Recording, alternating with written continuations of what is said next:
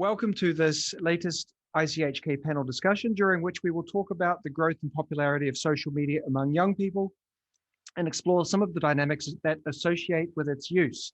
We will also share some advice for parents who find themselves navigating this digital minefield. My name is Sean McDermott. I'm the Deputy Head of School at ICHK Secondary. And today I'm joined by Toby Newton, our Head of School, Ross Parker, our Director of Technology and Assessment, and Erin Logus, Director of Social Welfare. So Ross, firstly, to sort of set the scene here, can you tell us a little bit about the school's approach to ICT use? Yes, we have spent quite a lot of time over the last few years refining our ICT policies. When the school was younger and the dynamics around social media and ICT in general were a little more innocent, we had quite a sort of laissez-faire, easygoing policy around technology. Yeah. What we discovered over time is that whole field has changed to the point where digital technology has become a lot more predatory and a lot more aggressive in the way that it insists that we use it at all times for everything. Mm-hmm. And so we introduced a new policy 2 years ago that was more stringent and initially might seem not so much in keeping with our sort of 5+1 model, in that we removed quite a lot of student choice, but actually our feeling was that the circumstances that our students find themselves in are so loaded against them that we really needed a policy, in this case, that was stronger than what we might normally have. So one example there is that we no longer allow our year 7 to 10 students to use mobile phones in school. They used to use them to be able to use them in breaks and during social time.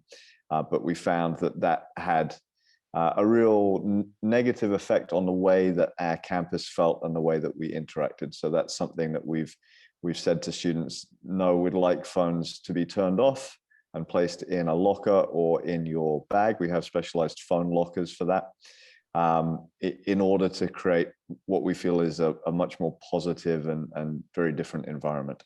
Sure. Since the policy has been in place 2 years, and since then, of course, we've had the COVID-19, we've had the pandemic, we've had students spending a lot of time online, and we're seeing some bad habits emerge. How does the school position itself in relation to some of the challenges that we see in that space?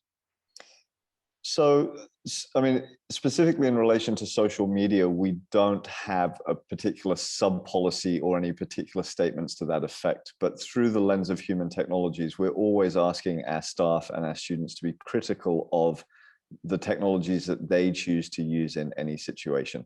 Sure. And so there are discussions in school with students when social media becomes problematic in order to help guide them to more effective decisions that serve them better. I think social media is problematic, or has become more problematic during the pandemic because, as you said, students have spent more time at home, they've spent more time online, and social media does offer them ways to connect with their peers that might not otherwise be available. What we need them to consider sort of long term is what is lost when you use social media as your primary means to communicate with others. The narrative around social media is that it's all about connecting individuals and allow us to have better relationships, but all the data suggests actually that our relationships are weakened by social media, as is our own feeling about ourselves. So teaching students to be critical about the story that is fed them about social media by the people who produce social media. It fits into the general scheme of human technologies, which is all about trying to produce students who are aware and critical of the technologies that they choose to use in their lives. Sure. So we have these conversations within the school, Ross. So how can parents help prepare their children for access to social media platforms, and what's important for parents to know? I think one of the really difficult things for parents is that there are social pressures around social media. I think often those are exaggerated by children who do want access to this thing, but I think there's a genuine element there of some of my friends or some other people I know are using this technology, so I should be able to use it too. And I think this is a really great place for parents to make those difficult parenting decisions and say to their children, actually, at your age, I don't think that this is a suitable way for you to communicate with others. And speaking firsthand as a parent, I can say this isn't always a popular line, although we started preparing our own children for this long before they even had the devices that were capable of accessing social media. And so we just built this into part of our family's story. We'll always make time for our kids to spend in-person time with their friends. We give them a lot of physical freedom in order to roam around our area and engage with the real world. And therefore, they're not losing out as much as they might do if they were having a narrow experience of childhood. Sure. And so I think parents can set the scene in the long term as well before their children approach the age at which they might want social media, which under US law, which most of the social media companies follow, is 13. But a lot of children, in my experience, are already pressing their parents for access at 9, 10, 11. That's right. Erin, as Director of Student Welfare, you're often involved in situations that perhaps arise from social media use and things like that. What would your advice be to parents, sort of in terms of preparing them and helping them have conversations with their children about things that happen online and via social media? Right. So I guess just going back to something that Ross said, I mean, we all know what it feels like to feel left out, and we know that that's not a good feeling, right? So I think part of it as a parent is, again, connecting to what Ross said, kind of helping to mitigate that by giving your kids other ways to help them feel good about themselves, more of a positive approach. Because yeah, at some points you are going to have to tell them what they don't want to hear, which isn't pleasant ever, but it is part of life and part of becoming an adult. What was the second half of your question, Sean?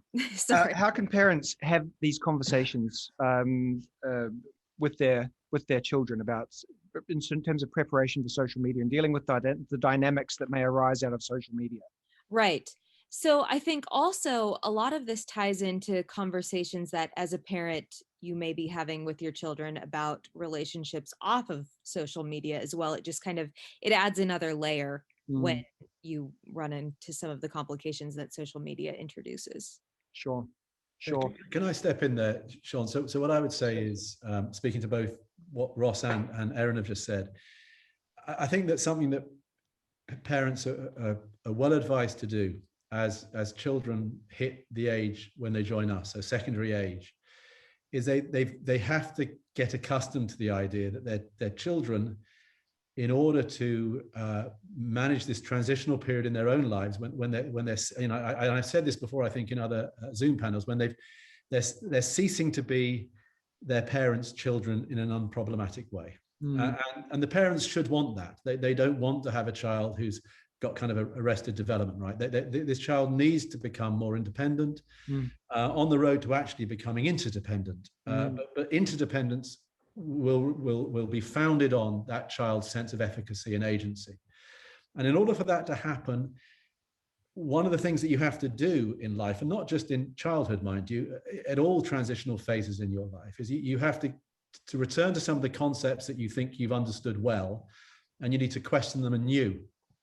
You need to ask yourself, actually, what does this concept designate to me? What's its meaning? And one of the problems we have with social media is that concepts that we imagine we understand well, and Ross has spoken about one of them, connection. So we think we know what connection feels like, and we do on a personal level. If I'm co-proximate with you, I'm in the same space as you, I know whether or not we're connecting successfully. One of the things that human beings do is they give off information as well as giving information. So, you know, one of the skills of being a social operator is that you learn to pick up the clues and the cues that someone is giving off to you with their body language, with tiny little sort of micro movements, with flickers of the eye, and so on and so forth. And the problem when you're using social media, including this format, I mean, including something like FaceTime or Zoom, is we're just not giving each other those the clarity of information in that respect. Yeah. So it's much more difficult to read the signs. Therefore, it's much more difficult to receive messages, and therefore it's much easier to find yourself in misunderstandings. The next thing that accompanies that is what's called, and I don't know if I can say this, disinhibition. Yes, there we go, disinhibition. So you feel less inhibited online.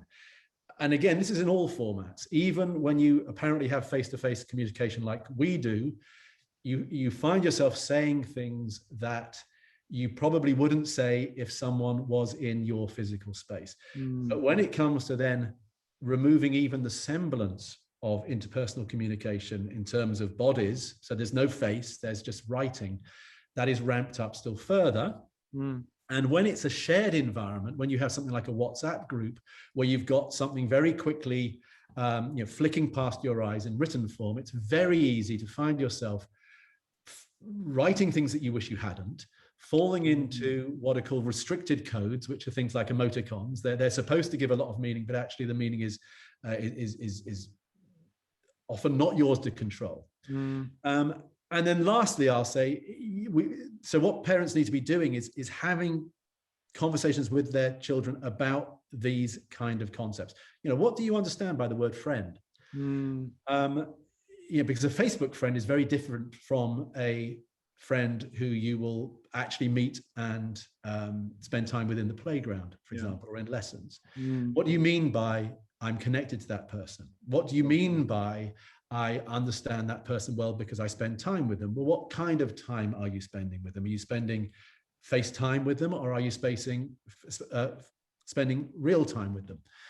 And I think those kind of conversations, they need to be conducted gently, because children will feel put on the spot. And the reality is that none of us can account for these things very well. And if parents take a look in the mirror, they too will not be able to explain to themselves often quite how they delineate around these concepts. So it has to be done gently, and it has to be done in a non-confrontational way. But I think if you can start having a wider conversation about, how your child is constructing meaning in their life generally, and as Ross says, particularly if this also includes the real-time meaning that they are constructing with their peers in real life, then it becomes much easier to talk about those things in their online iterations. Sure. Thanks, Toby. Ross? I think a nice way that parents can build on that, actually, it's often tempting, I think, for parents to think in fixed ages. You can have this thing when you are such and such an age, right? You can have a phone when you're 13. A nice way for parents to approach that is actually to say, well, how well do you get on with people in the real world? How well do you deal with conflict? How consistently warm and open and friendly are you? And once you can do that in the real world, maybe then we can start thinking about doing it in a much harder situation, which is social media. Interesting. And so you can use a sort of more behavior-based approach rather than just fixed age boundaries. And I think also, rather than immediately transitioning into a free-for-all, like, okay, you're 14, so now you can have a phone and do whatever you want. Make kind of incremental allowances, and start with greater parental control, which then maybe reduces, but maybe is also flexible to, go back and forth depending on a situation. Yeah, we have something that we talk about at the school, which is the granny test. And what we mean by that is, were your device to fall into the hands of granny or grandpa, whoever, and were they to scroll through the conversations you've been having with your friends, how would they feel about it? And that, again, is just a nice kind of intimate way of signaling to children that there's a tone of communication which it's too easy to fall into. And if you haven't got someone, as it were, sitting on your shoulder watching what you're doing, that's what you need to have. You need to have that kind of, if you think of the old cartoons when you had a devil and you had an angel, you want this angel perched on your shoulder who's watching to see what it is that you're doing. And a very important concept for us would be habit. And that's what Ross is speaking to, I think, is that once you've got good habits in your face-to-face encounters, then you're going to be able to to play those habits out when you get into a digital environment. But if you haven't got those habits, then you're never going to form them in the digital environment. All that's ever going to happen is you're going to find them chipped away at. So they've got to be robust and they've got to be resilient, and you've got to be really in control of them. And that's nothing to do with age, that's to do with maturity. Sure. So I think that advice from Ross is really excellent advice. Again, what we would say to parents is, this can't be a stick that you're beating your child with. It needs to be honest, adult to adult conversations about where they're really at and what's possibly getting in the way and what would look better, so that they know what to aim for.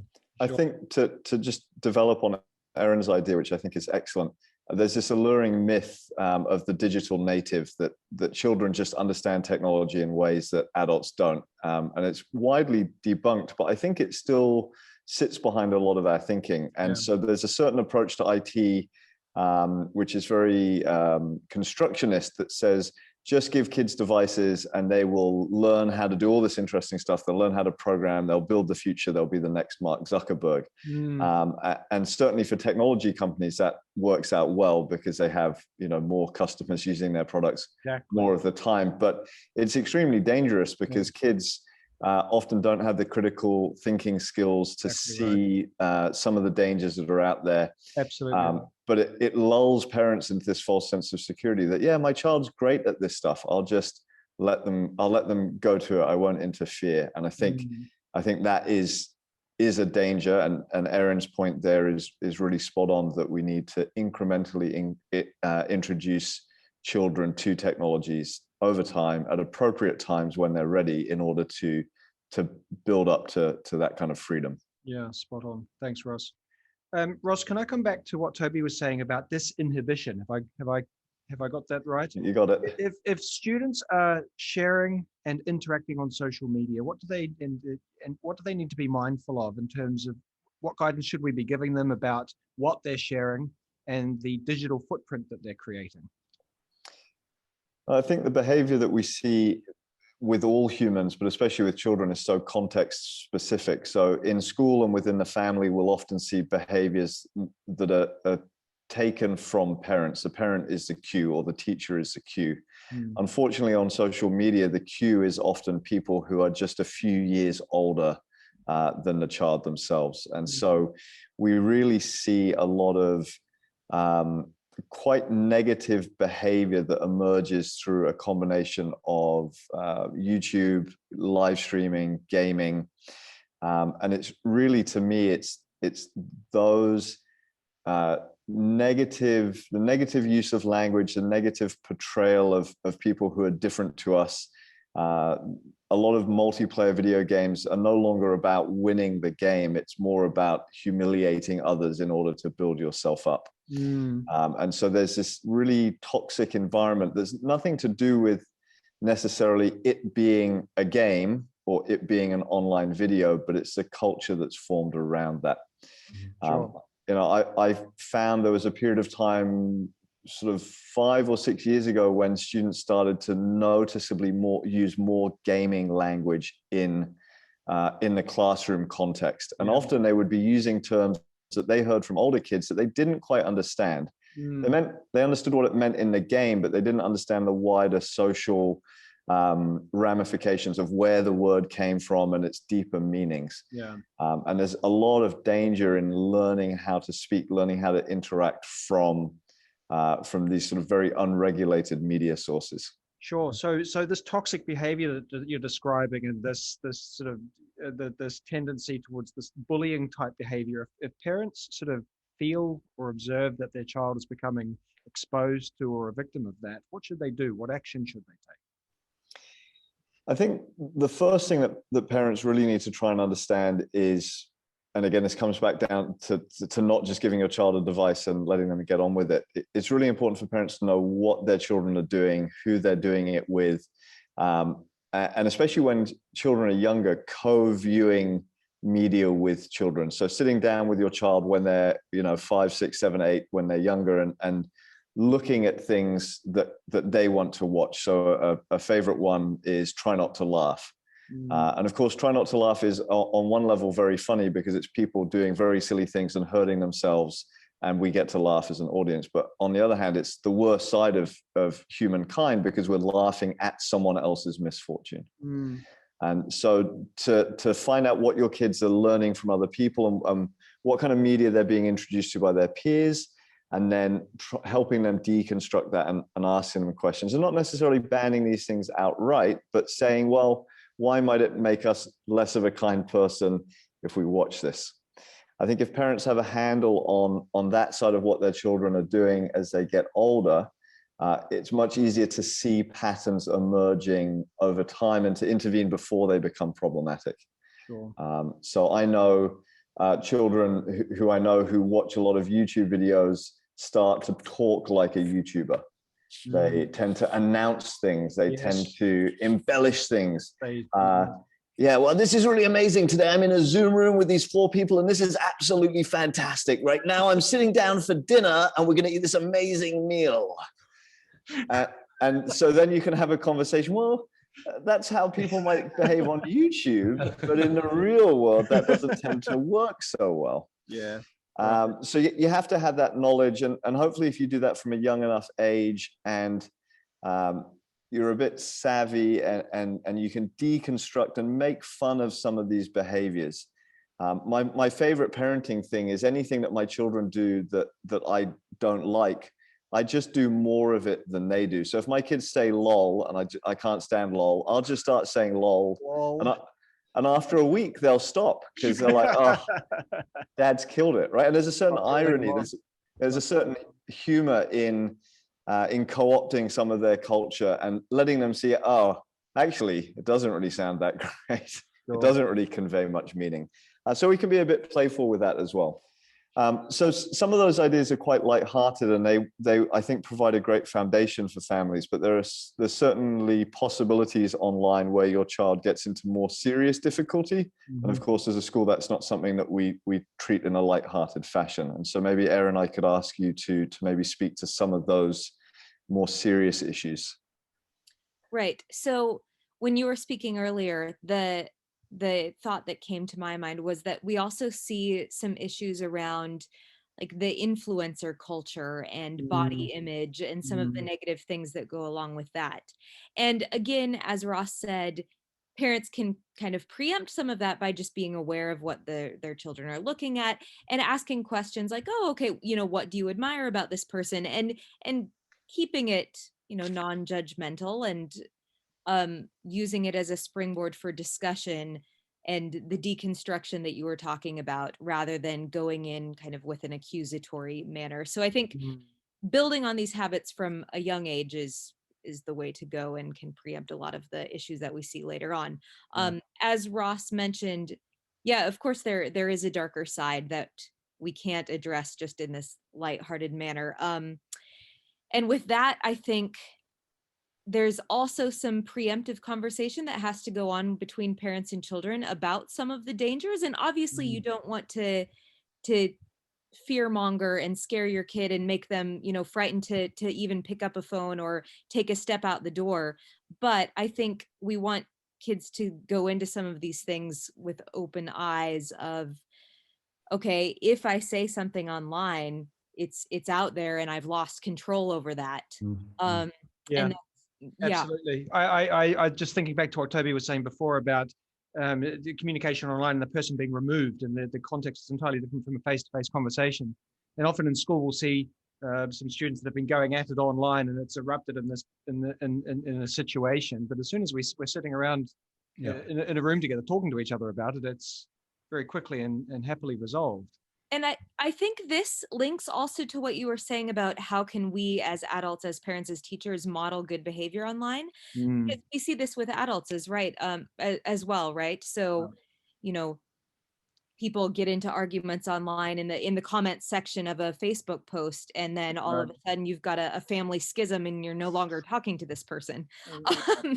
And yeah, so as adults, I think we also have to reflect on our interactions with people online, and then how are we talking about these things in front of our children? And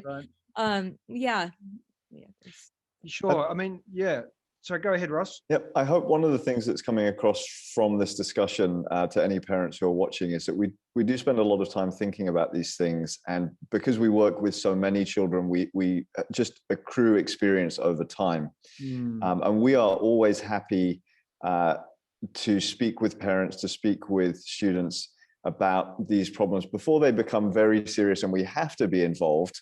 We're always happy to be involved in other capacities. And so I think if there are any parents that do have concerns, certainly speaking to any member of this group would happily help to just discuss ideas, to listen, to make suggestions, to help sanity check what's happening within a family. So just knowing, I think that there are people out there who have experience and who are willing to help, hopefully goes a long way. Absolutely. Ross, just can I come back to something that Erin was saying earlier about sort of social media and what young people see in body image and things like that? What do you see as sort of what can be the impact or outcomes of sort of seeing that content all the time in terms of mental well-being and how it affects sleep and anxiety levels and things like this?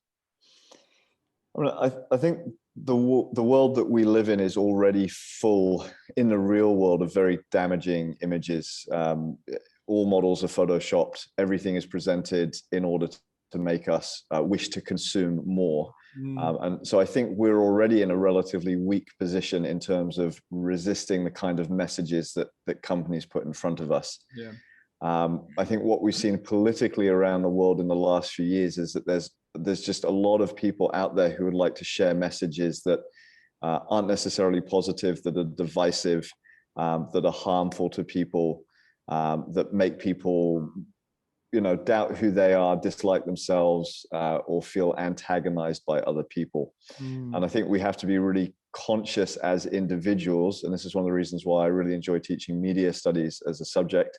We have to be really conscious of where those messages are coming from and who's creating them and why they're creating them. Sure. And if you read around social media, what you find is that you're not the customer of social media. You are the product, and you are being packaged and sold to advertisers who wish to modify your behavior. And what social networks want to do is engage you as much as they possibly can. The more time you spend on social media, the more likely you are to engage with an advert. And the thing that drives engagement is not good, happy positivity. The thing that consistently drives human engagement is divisive, insightful content that angers people and that causes them to have an overt emotional reaction to it. And so we really need to be aware that it's not just the people that are using these platforms, it's actually the platforms themselves. It's the people who own them who benefit from putting us in a negative state of mind. Sure. And once you accept that, then it's not surprising that we see issues around general well-being and sleep and body image and gender issues and race issues all stemming from these kind of platforms. It's actually not accidental. Sure. Interesting. Erin, what do you see in your conversations in terms of with students around when you're looking at impact of social media and things like body image on mental well-being and sleep and anxiety, these sorts of things? So we know that sleep is so important for mental well-being. We know this. Yeah. And with social media, heavy social media users get less sleep. And this is what studies are telling us. And this is especially true for teenagers. And I think social media, it's problematic in a couple ways for this because it's a competitor for sleep. So there's this sense of fear of missing out, right? Which makes the child want to, they want to stay on their phone rather than going to sleep. So that's kind of one layer of the issue. And then of course there's also maybe the problems on social media lead to issues with sleep, in that, you're ruminating or you're not able to get to sleep because of That's right. issues. So it works in a couple of different ways. And I think that's something else that we can model good behavior. Not sleeping with the phone, plugged in next to you, and not allowing your children to do that either. Keeping, you plug the phones in the living room before you go to bed. I mean, things like this are things that we can also model. Yeah, that's right. There's also a level of modeling that happens not just within the family, but in the school. And there's a commentator, I think he's a teacher, Benjamin Conlon, who said that in many school districts, teachers are encouraged to employ Twitter and Instagram for classroom updates. This is a bad thing. It normalizes the process of posting content without consent and teaches children that everything exciting is best viewed through a recording phone. I think there's so much to this, and I think we've really taken this message on board as a school, that the way we use technology is very much part of giving children permission to view the world in the same way as us. And it's very hard for us to say, don't do this, but it's okay for me to do exactly the same thing in this context. Right. And so as a school, we don't have a big social media presence, and we don't take a lot of photos in school, and we don't try and engage our students in that space, because we wish to be good role models. We don't want to leave the space vacant. We don't want to absent the space, but we also don't want to make life about selfies and sharing online. Finally, can everyone give one practical suggestion for parents to help protect their children from the negative impacts of social media use? Yes. Ross, can we start with you? In fact, I'll give you a bonus one. I'll give two. One for yourself, and I think our role modeling ability as parents can't be understated. And so do whatever you can to limit your own use of social media and your phone, especially around your children. A few years ago, I set my phone screen to black and white, which is a recommendation made by someone who used to work for Google and then sort of saw through the smoke and mirrors. And that one thing, just changing the settings on my screen to make my phone black and white, has made my phone significantly less interesting to me. So I spend far, far less time using my phone, especially around my children. And the second thing is, don't rush to give your children a smartphone. Their friends may have one. They may tell you they need one. You may have an old one lying around, and it may make you feel safe to give that to your child. But the moment that is in their hand and in their pocket, you formed a bond that you're going to struggle to break for a very long time. We see this in adults who can't control their usage. It's not that some people are addicted and some aren't. Everyone's addicted to their smartphones. That's what smartphones, unfortunately, have been designed to do. If you're worried about your child's safety, traveling to and from school, buy a cheap, small Nokia phone that has very limited features. Get something without web browsing, get something without WhatsApp, and let your child have that for safety and for your peace of mind. Don't just give them an old smartphone and let them get on with it. I know we mentioned avoiding particular ages, but for me, any child with a smartphone before the age of 13 is, I think, being put in a difficult position. They're being set up in a way that's going to be challenging for them. So, Sure. Great. Thank you, Ross. Erin. Yes. So I would say, for me, open communication with your child around the types of things that they're viewing, what's out there. And I think, sometimes communicating with your teen is easier said than done, or it might seem like they're not listening, but keep trying. And if you get to a point where you think, oh, I'm hitting a brick wall here, I'm not able to have this conversation, come to us and we'll help. We have services available. We can mediate. Yeah, but that's communication. Sure. Thanks, Erin. And Toby, what one practical suggestion for our community? Well, I mean, I hope it's practical. I think it's not an easy trick to pull off. So I'm kind of echoing what Erin has said a moment ago, and opening it out a little bit more. And what I would say is that you've just got to understand and accept that what happens in the digital environment is an extension of what happens in the real world environment. So you have to invest in the real world environment. I think this is what Ross was saying earlier. You have to think about the quality of the relationships that you're forging, right, with your children, with your spouse, with other significant people in your life, because that's going to be the bedrock. So then that's when I would wholeheartedly echo what Erin has said. It is about communication, but not just about communication with respect to social media. It's just about communication. Communication, yeah.